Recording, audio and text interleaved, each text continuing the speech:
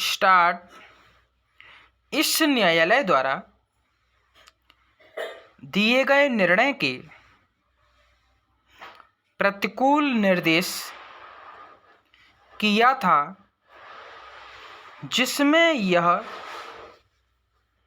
अविनिर्धारित किया जा चुका है कि केवल पंचाट की हस्ताक्षरित प्रति किसी पक्षकार को सौंप देने का अर्थ यह नहीं है कि उसमें मध्यस्थ की ओर से पंचायत न्यायालय में फाइल करने संबंधी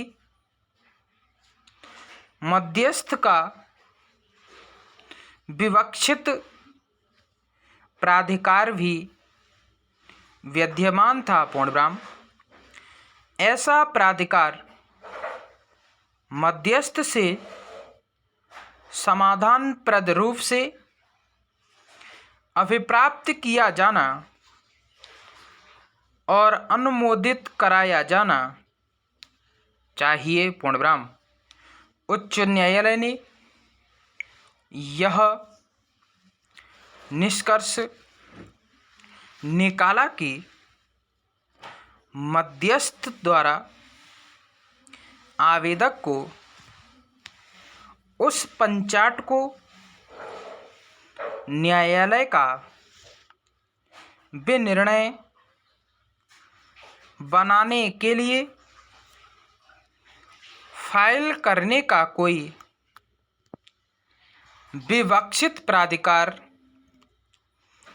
नहीं दिया गया था और मध्यस्थ के अग्रेषण पत्र में यह निर्दिष्ट था कि वह केवल संबद्ध पत्रकार को सूचना के लिए भेजा गया था। पूर्णविराम। तदनुसार आवेदक द्वारा किए गए आवेदन को मध्यस्थतम अधिनियम की धारा 14(2) के अधीन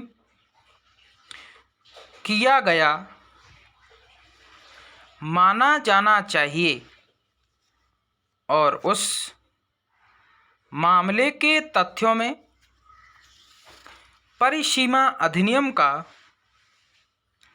अनुच्छेद 119 का लागू होता था। पूर्णविराम।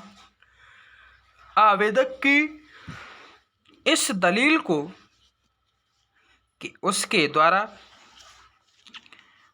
प्रस्तुत किए गए आवेदन को मध्यस्थतम अधिनियम की धारा 17 के अधीन किया गया आवेदन माना जाना चाहिए, उच्च न्यायालय ने स्वीकार नहीं किया था और यह दलील भी उच्च न्यायालय द्वारा स्वीकार नहीं की गई थी कि इस मामले में परिसीमा अधिनियम का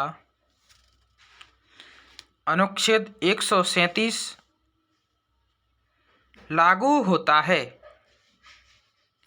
न कि अनुच्छेद 119 का।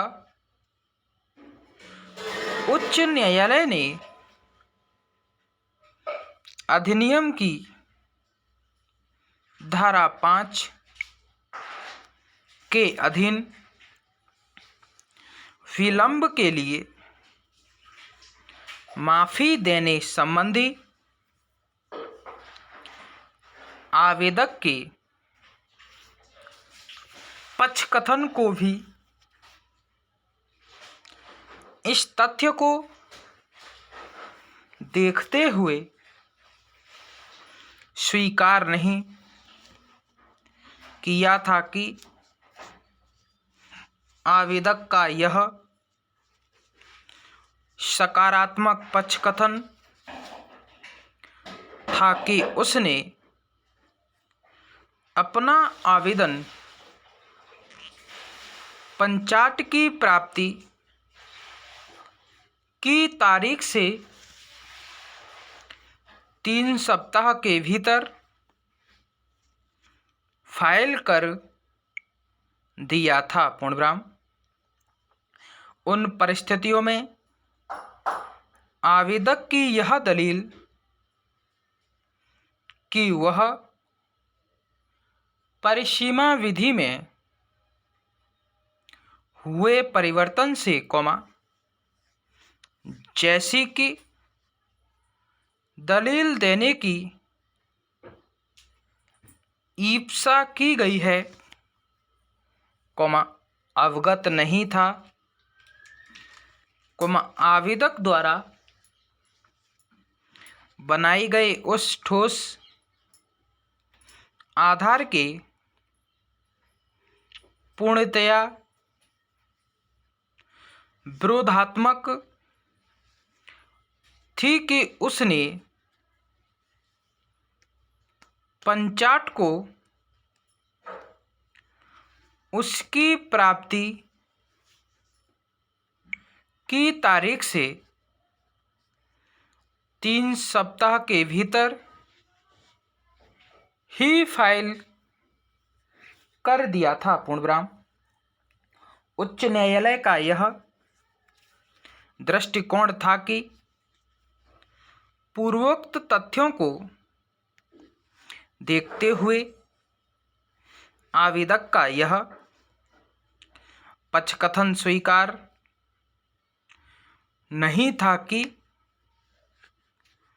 वह पुराने परिसीमा अधिनियम के उपबंधों के कारण भ्रम में पड़ गया था। पूर्णविराम। उच्च न्यायालय ने यह भी